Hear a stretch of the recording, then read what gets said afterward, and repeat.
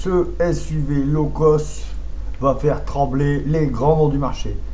Un grand espace, un look agressif et un prix canon. Mais est-ce vraiment la bonne affaire? Aujourd'hui, je vois avec vous en détail. Et tu vas être surpris parce que j'ai découvert.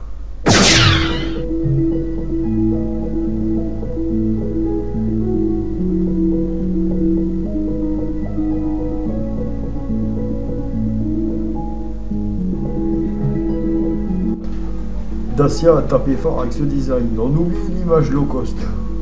On a ici un SUV robuste avec des lignes dignes d'un véhicule premium.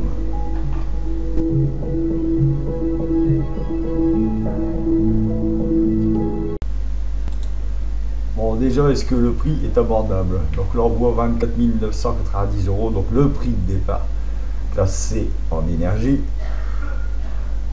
4 versions disponibles, essentiel, expresso, extrême et journée.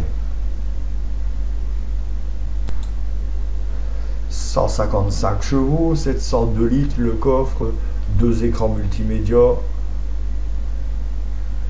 et une petite vision 3D jusque l'intérieur. Alors, c'est carré, hein. Si Dacia, ça reste très carré, mais ça va, c'est plutôt correct. Tout va, plutôt pas mal. Ouais, en vrai, il est plutôt pas mal. Les jantes, bon, c'est à peu près, c'est Dacia. Voilà, l'intérieur, spacieux. Ouais, non, il est pas mal. Il est pas mal, hein. Et surtout très large. Donc, il est équipé d'un moteur thermique avec une boîte de vitesse automatique multimode sans embrayage, une batterie de traction de 280 volts, auto-rechargeable. Donc, il y a plusieurs moteurs, donc le hybride 155 chevaux, le TCE 140, le TCE 130 en 4x4 et l'Eco G 140 chevaux. Ok, c'est pratique, mais ce qui nous intéresse vraiment, c'est comment il roule. C'est là que ça devient intéressant. On va voir un petit peu l'accélération pour voir un peu ce que ça nous donne et si elle est réactive ou si ça pousse. Voilà. Allez. Bon, ça pousse. Ah, c'est sûr, ça pousse. Bon. En réactif, quand on regarde le contour, ça n'a pas l'air foufou. Hein. Mais c'est quand même pas mal. Hein. Faut pas oublier que c'est un Dacia. Non, c'est plutôt correct. Hein.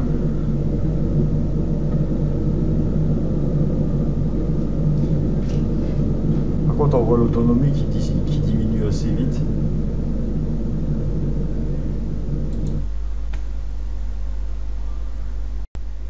Qu'est-ce qu'il nous dit sur terrain accidenté? On va se voir ça.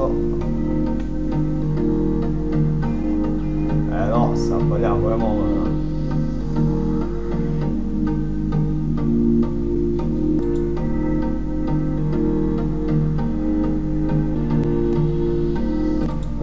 L'intérieur est juste magnifique, le franchissement est pas mal. Sur mode de conduite, l'intérieur du moteur est pas mal. Là, on va voir la partie confort. Donc, climatisation automatique Bison, bidirectionnel Bison. Bon,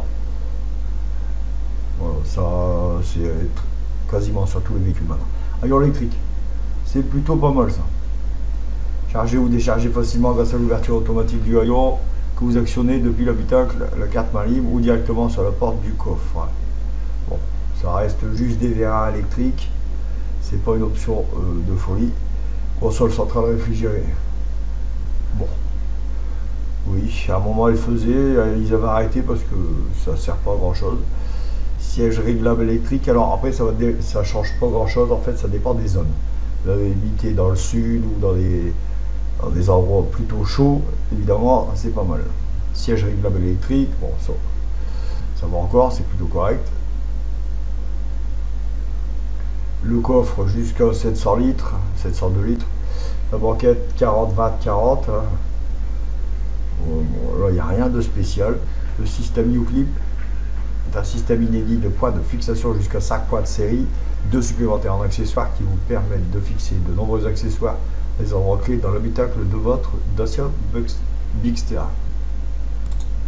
En termes de performance, on est sur le modèle hybride 155, on est sur 155 chevaux, 170 Nm de couple. Donc vous avez le Media Navline, donc un système multimédia qui offre une navigation connectée intégrant des informations en temps réel sur les conditions de circulation et une cartographie à jour pendant 8 ans. Media Nav Live est associé à un système audio Arcamis 3D Sound System à 6 haut-parleurs. Tableau de bord 10 pouces. Son auditorium Arcamis, c'est les 6 haut-parleurs. En termes de son, ça doit être plutôt intéressant. Arcamis, c'est une plutôt bonne marque. Donc il y a aide à la conduite avancée, nombreuses technologies intelligentes de dernière génération. Dacia Bigster offre un confort de conduite renouvelé et assure votre sécurité et celle de vos proches dans tous vos trajets. Le freinage automatique d'urgence, la reconnaissance des panneaux de signalisation avec alerte de survitesse, l'alerte de changement de voie, l'aide au maintien dans la voie et bien d'autres encore. Ça c'est pas mal. Donc vous avez la caméra de recul, bien évidemment, ce qui est plutôt intéressant. Alors tous les véhicules ne sont pas équipés, c'est quand même bien de l'avoir. Tu penses que ce Dacia Bigster peut devenir un SUV star en 2025? Dis-moi en commentaire, et si tu veux voir un comparatif avec un autre SUV, lâche un like et abonne-toi. À la prochaine, salut!